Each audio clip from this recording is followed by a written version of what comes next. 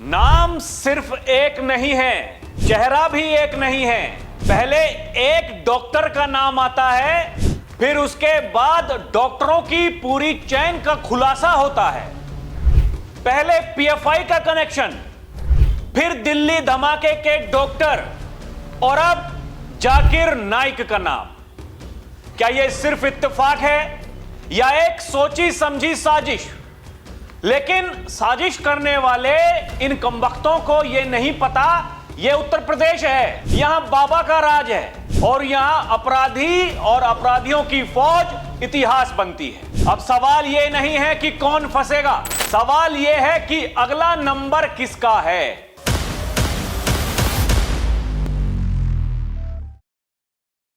दर्शकों नमस्कार, DNP India में आपका स्वागत है। मैं हूं आपके साथ राहुल चौधरी। लखनऊ के केजीएमयू से शुरू हुई यह कहानी अब मेडिकल कॉलेज तक सीमित नहीं रही है।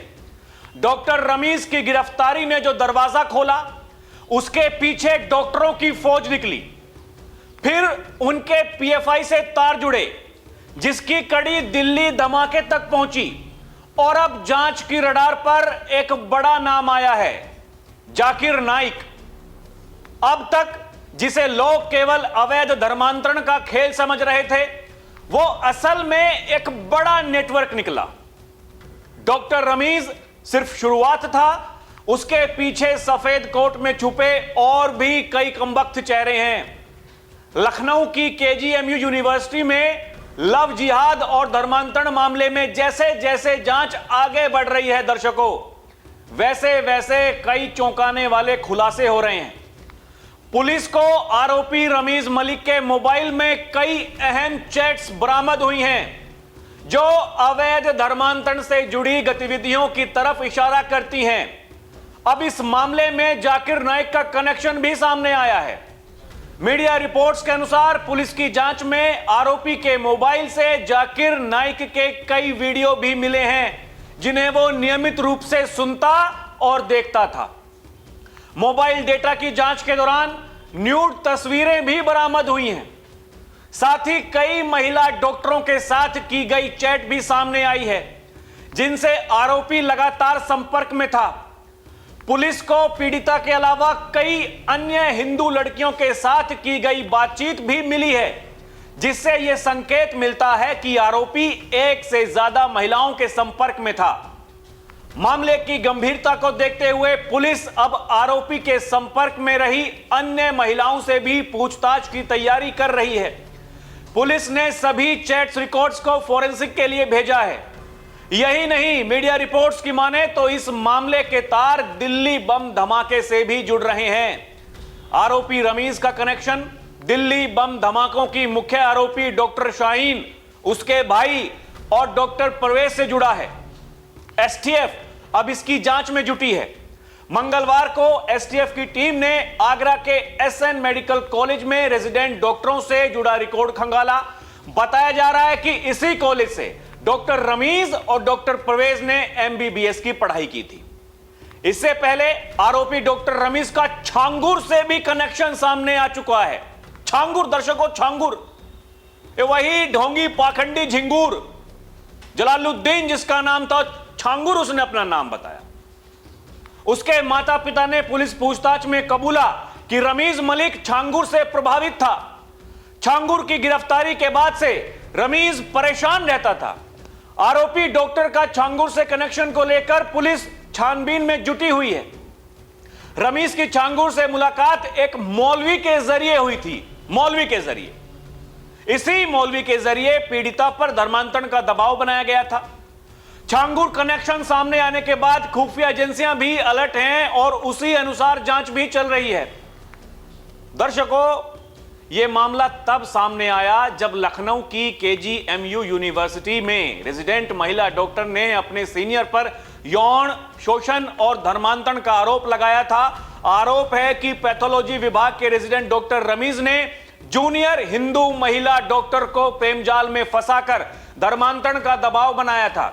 7 दिसंबर को पीड़िता ने कमरे में दवा की ओवरडोज लेकर आत्महत्या का प्रयास किया था। उसके बाद पीड़िता ने न्याय के लिए मुख्यमंत्री योगी आदित्यनाथ से गुहार लगाई थी। दर्शकों, सीएम योगी ने निष्पक्ष जांच, न्याय और दोषी पर कड़ी कार्रवाई का भरोसा दिलाया था। आरोपी और उसके माता पिता की गिरफ्तारी के बाद केस में लगातार चौंकाने वाले खुलासे हो रहे हैं, खुलासे पे खुलासे हो रहे हैं। दर्शकों, अभी बताया जा रहा है कि एक और छात्र है, उसने भी यह कहा है कि हमें भी प्रताड़ित किया जाता था धर्म के आधार पर। धार्मिक प्रताड़ना का उसने आरोप लगाया है। और सवाल बड़ा यह है, ये डॉक्टर जो दिख रहा है आपको, ये वही डॉक्टर है। दर्शकों, ये एक डॉक्टर नहीं, इसके बाद में डॉक्टरों की फौज, ये दिल्ली वाली, इनका नाम आता है, फिर पीएफआई का कनेक्शन सामने आता है, छांगुर का नाम आता है, अब ये इस कलाकार का, जाकिर नाइक का नाम सामने आ रहा है। ये भगोड़ा जो यहां पर है नहीं, बताइए, इससे प्रभावित होकर के इसकी वीडियो सुनता था, देखता था, छांगुर से मुलाकात करता था, इन डॉक्टरों की फौज से मुलाकात करता था जो फराटेदार अंग्रेजी, ये फराटेदार अंग्रेजी बोलने वाले से सावधान रहिए दर्शकों, ये बड़े खतरनाक लोग हैं, ये खतरनाक लोग हैं, ये मूर्ख बनाते हैं, ये सफेद कोट पहनते हैं, अंग्रेजी बोलते हैं, जाकर के फटते हैं। ये पता नहीं, एक ही फटा, मैं कई बार ये बोल चुका हूं, ये एक ही फटा, ये पता नहीं कितने फटने वाले थे। भला हो हमारी सुरक्षा एजेंसियों का, पता नहीं कितने लोगों को बचा लिया। क्या क्या इनके टारगेट्स पर थे, अयोध्या का राम मंदिर, काशी, मुख्यमंत्री, वो मुख्यमंत्री जो सनातन की बात करता है, मुख्यमंत्री कार्यालय की, मुख्यमंत्री आवास की रेकी इन लोगों ने करवाई। बताइए ना, ये ऐसे कलाकार लोग हैं। क्योंकि वो मुख्यमंत्री ये कहता है ये गजवाए हिंद हिंदुस्तान की धरती पर नहीं होगा, ये तालिबानी व्यवस्था यहां पर नहीं चलेगी, दारुल इस्लाम की उनकी मंशा जन्नत में भी पूरी नहीं होगी, उससे पहले ही उनका जहन्नुम का टिकट कटवा देंगे। इसलिए, और इनको ये लग रहा था वो मुख्यमंत्री यहां उत्तर प्रदेश में है, उसके रहते हुए ये अपने मंसूबों में कामयाब हो जाएंगे। कैसे हो जाओगे भाई? योगी तो ये कहते हैं तुम लोग जहां सोचना बंद करते हो, हमारी तैयारी वहां से शुरू होती है। लेकिन यहां सावधान होने की जरूरत है, ऐसे लोगों से, ऐसे डॉक्टरों से, अंग्रेजी बोलने वाले ये डॉक्टर जो जाकर के फटते हैं, इनसे सावधान होने की जरूरत है। दर्शकों, ऐसे लोगों से जो इन्हें बचाते हैं, उनसे सावधान होने की जरूरत है। ऐसे लोगों से जो इनके बारे में कुछ नहीं बोलते हैं, उनसे सावधान होने की जरूरत है। ऐसे मौलानाओं से जो ये कहते हैं भारत का मुसलमान खतरे में है, उनसे सावधान होने की जरूरत है। यहां कौन किसको मना करता है?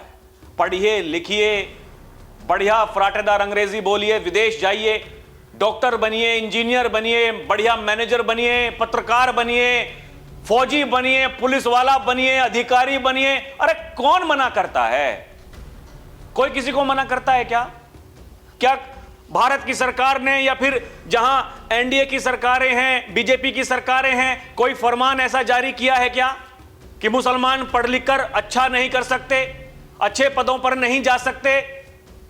लेकिन समझिए, ये बांटने वाली ताकतें केवल बांटने का काम करती हैं, ये केवल मूर्ख बनाने का काम करती हैं।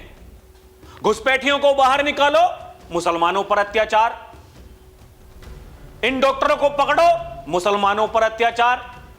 वो अल फलाह यूनिवर्सिटी में जब पकड़ा जा रहा था, उसके वाइस चांसलर को जब पकड़ा था दर्शकों, मौलाना जी कह रहे थे देखिए, हिंदुस्तान में जब भी कोई मुसलमान बड़े पद पर चला जाएगा, किसी यूनिवर्सिटी का वाइस चांसलर बन जाएगा, उसको जेल में डाल देंगे, आजम खान को जेल में डाल देंगे।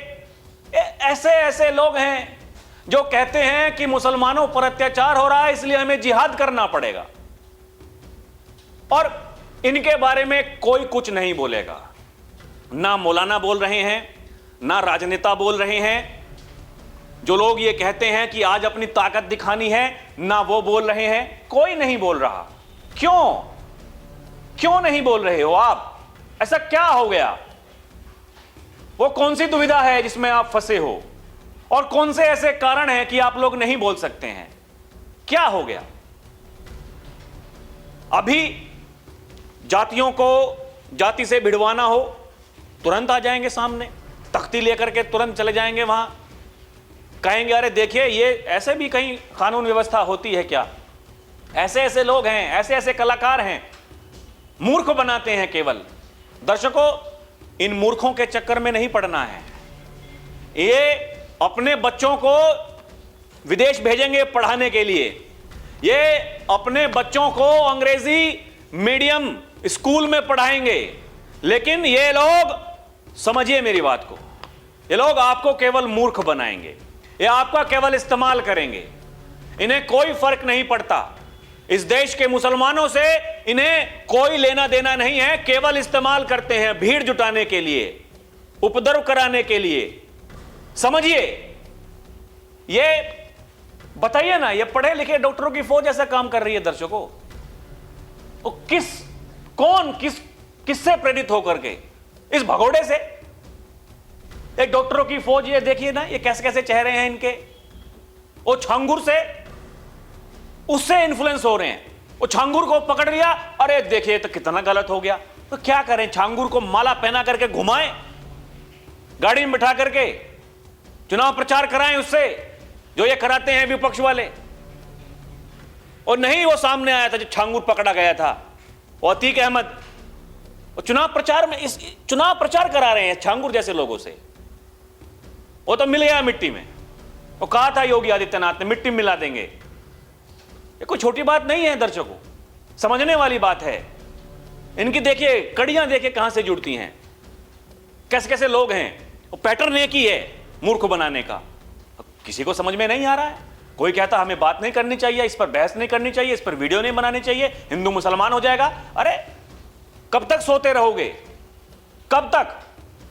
फर्क नहीं पड़ता क्या देश के साथ में क्या हो रहा क्या नहीं हो रहा? फर्क नहीं पड़ता क्या देश के कितने टुकड़े हुए हैं? फर्क नहीं पड़ता क्या वो आक्रांता आकर के यहां आपको गुलाम बना करके चले गए? फर्क नहीं पड़ता? जिस भारत ने पूरी दुनिया को जीना सिखाया, उसी भारत के टुकड़े कर दिए। किस लिए कर दिए? कौन से कारण थे? यही कारण थे। आज भी अगर नहीं आवाज उठाएंगे, आज भी अगर नहीं बोलेंगे, तो फिर दिक्कत है, फिर दिक्कत है। पड़ोसी के घर में अगर आग लग रही है, अपने घर का दरवाजा बंद कर लेंगे तो दिक्कत है। उस आग की लपटें जिस दिन तुम्हारे घर में आएंगी तो तुम्हें उस दिन समझ में आएगा। हम नहीं चाहते, हम ये नहीं कहते ऐसा किसी के साथ हो, लेकिन जो उस पीड़िता के साथ में हुआ, वो पता नहीं ऐसी कितनी युवतियां हैं। समझाइए, सबसे पहले तो अपने बच्चों को समझाइए, अपने आसपास के लोगों को देखिए वो लोग क्या कर रहे हैं, वो गलत काम कर रहे हैं तो उनको समझाइए। और नहीं कोई समझता है तो प्रशासन को बता दीजिए। बाबा इलाज करना जानते हैं, कैसे इलाज होता है। ये कह रहे हैं बाबा, गजवाए हिंदुस्तान की धरती पर नहीं होगा। किसी को जहन्नुम में जाना हो, गजवाए हिंद के नाम पर अराजकता पैदा करने का कुत्सित प्रयास करे, देर सवेर छांगुर जैसे हाल तो उनके भी होने ही हैं। सुनिए क्या कह रही हूं। अगर किसी को जहन्नुम में जाना हो तो गजवाए हिंद के नाम पर अराजकता पैदा करने का कुत्सित प्रयास करें, और छद्म रूप में जो लोग इस प्रकार की गतिविधियों में लिप्त हैं, वे भी कान खोल करके सुन लें, देर सवेर छांगुर जैसे हाल तो उनके भी होने ही हैं। और दर्शकों, जब उस छांगुर को गिरफ्तार किया था, जिसकी गिरफ्तारी पर यह बेचैन हो गया था ये डॉक्टर रमीज, बाबा ने तब भी कहा था जल्लाद को हमने गिरफ्तार किया है, हम देश को भी टूटने नहीं देंगे, हम समाज को भी टूटने नहीं देंगे, और ये समाज विरोधी, देश विरोधी ताकतों को चकनाचूर करके रहेंगे। सुनिए क्या कहा था योगी ने। राष्ट्र विरोधी कार्रवाई में लिप्त तत्वों के खिलाफ कैसे कार्रवाई हो रही है। कल बलरामपुर में आपने देखा होगा, एक जल्लाद को हम लोगों ने वहां पे भी गिरफ्तार किया है। हम समाज को भी टूटने नहीं देंगे, राष्ट्र विरोधी और समाज विरोधी तत्वों को भी चकनाचूर करके रहेंगे, और धरती माता के स्वास्थ्य की रक्षा भी करेंगे। और दर्शकों, ये जो बांटने वाली ताकतें हैं, ये समझिए आप, इनसे होशियार होने की जरूरत है। और इसीलिए योगी ये कहते हैं बांटने वाली ताकतें बड़े पैमाने पर हैं, जो नहीं चाहती कि भारत मजबूत हो। ये देश गुलाम इसलिए हुआ क्योंकि हम आपस में बटे थे। और जो कह रहे हैं योगी आदित्यनाथ, वही प्रधानमंत्री नरेंद्र मोदी भी, उन्होंने भी 2 दिन पहले यही कहा। दर्शकों, ये कोई छोटी बात नहीं है, इसके मायने बहुत बड़े हैं। कहा जाता है कि प्रधानमंत्री जी कुछ कहते नहीं, वहां बांग्लादेश में हिंदुओं के साथ में अत्याचार हो रहा, प्रधानमंत्री जी कुछ नहीं बोल रहे। प्रधानमंत्री जी को क्या हो गया? प्रधानमंत्री जो बोलते हैं उनकी बातों को समझिए। उन्होंने क्या कहा? उन्होंने यही कहा, आज तलवारों की जगह अन्य कुत्सित तरीकों से भारत के खिलाफ षड्यंत्र रचे जा रहे हैं, इसलिए हमें और अधिक सावधान रहना है, हमें खुद को शक्तिशाली बनाना है, हमें एकजुट रहना है, ऐसी ताकतों को हराना है जो हमें बांटने की कोशिश कर रही हैं। क्या कह रहे हैं योगी और क्या कह रहे हैं देश के प्रधानमंत्री, दर्शकों सुनिए। यह देश गुलाम इसलिए हुआ क्योंकि हम आपस में बटे थे, जाति के नाम पर, क्षेत्र के नाम पर, भाषा के नाम पर। विदेशी आक्रांत आते थे, लूटते थे।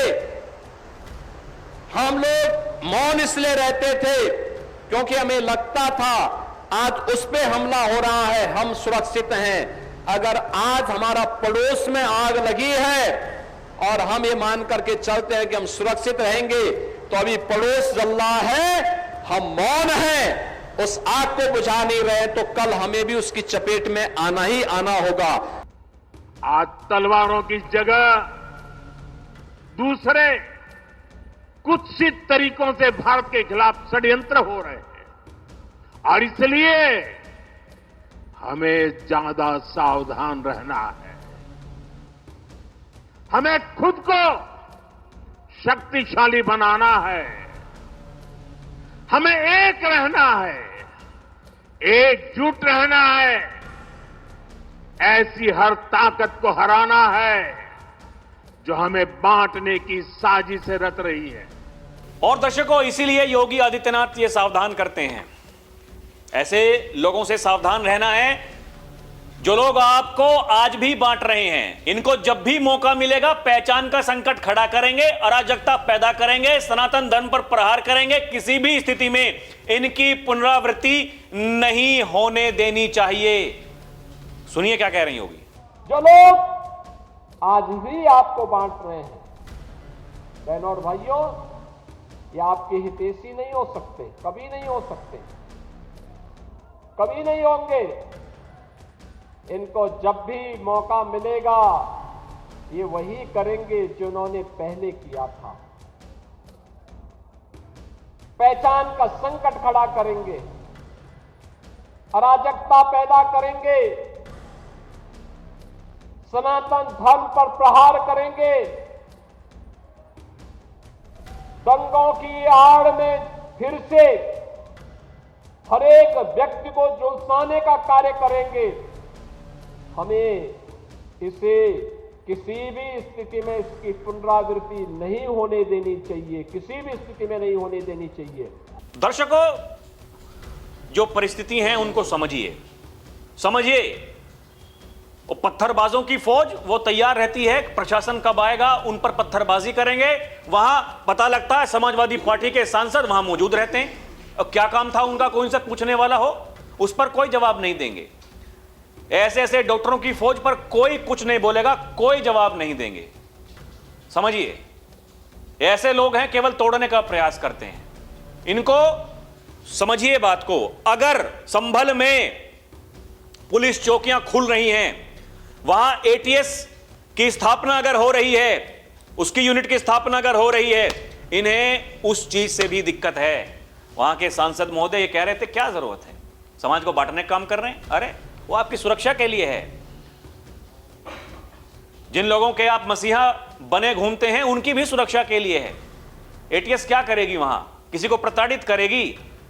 लेकिन जितने भी ये अपराधी किस्म के लोग हैं उनकी दुर्गति करेगी। उनकी दुर्गति होगी तो फिर इन्हें बेचैनी होगी, फिर ये चिल्लाएंगे। बुलडोजर चलता है, ये चिल्लाते हैं, लेकिन डॉक्टरों की फौज के बारे में कुछ नहीं बोलते हैं। समझिए दर्शकों, तय करिए, सावधान रहिए और हमें कमेंट करके बताइए क्या सही है क्या गलत। अभी के लिए इतना ही। आप देखते रहें डीएनपी इंडिया, हर खबर भरोसे के साथ। नमस्कार, जय हिंद।